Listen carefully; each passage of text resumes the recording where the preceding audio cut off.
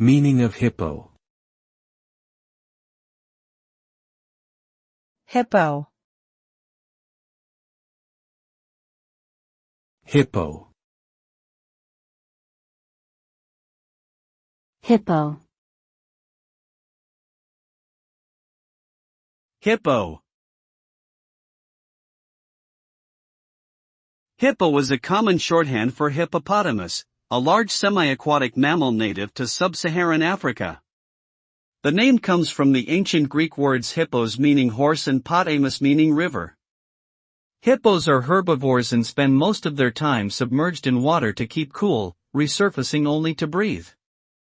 Despite their sluggish appearance, hippos are one of the most aggressive and dangerous animals in Africa, responsible for more human deaths each year than lions, elephants, and crocodiles combined.